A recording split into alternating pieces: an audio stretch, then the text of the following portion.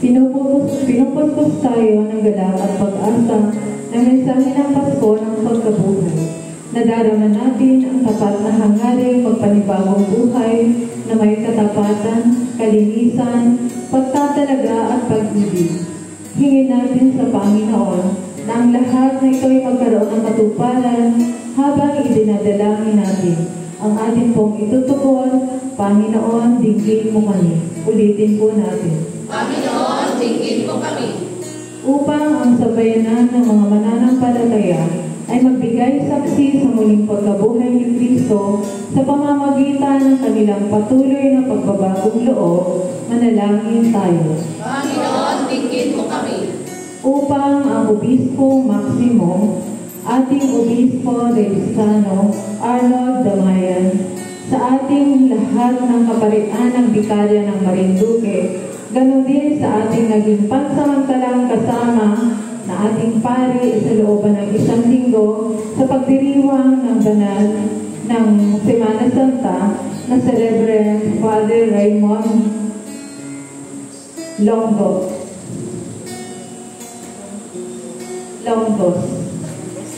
Ganon din kay na Reverend Father James Simongala, ganon din kay Reverend Father Randy Madhos.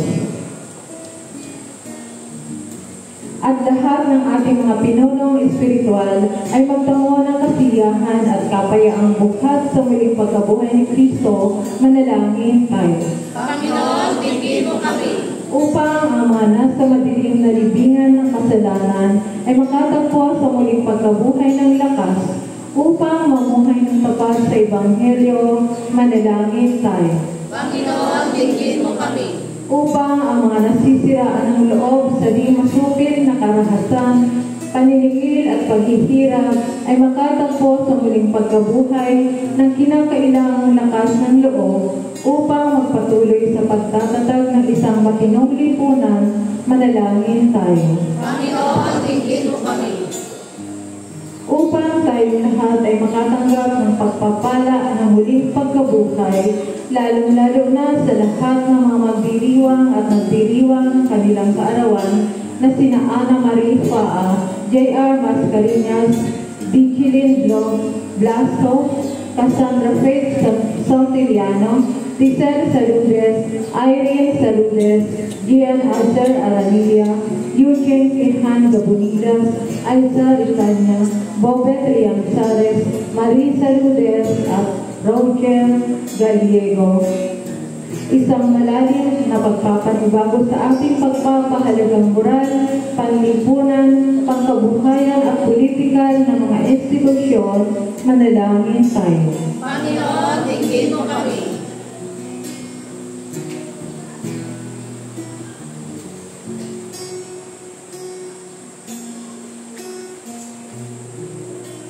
Inaalaala namin sa iyong harapan ang iyong mga lingkod, lalong-lalo na sina Juana Ricanya, Narcisa Frias at Jeronimo Frias, na sa makabilang buhay na sumasampalataya kay Kristo.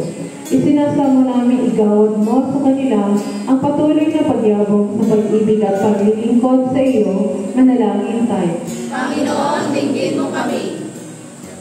Sa katahimikan, idalangin natin ang ating mga pansariling kahilingan.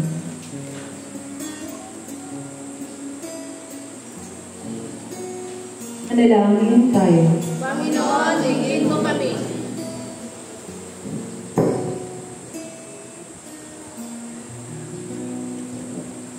Magsitayo po.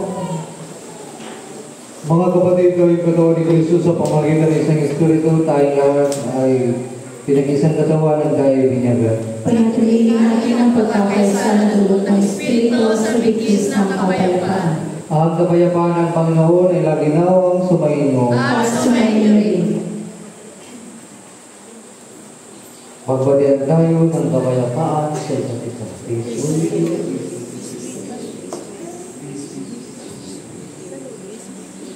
Ibigay sa Panginoon ang karangalang nararapat sa kanyang pangalan, tayo magdala ng alay at pumarol sa kanyang harapan.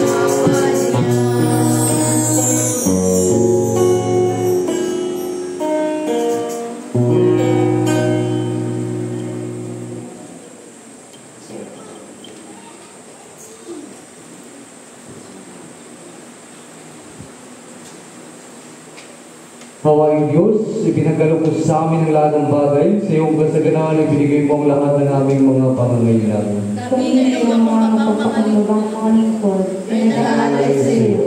Ito ang magsagisat ng aming pagtanaw ng utang na loob sa lahat ng iyong kawaan.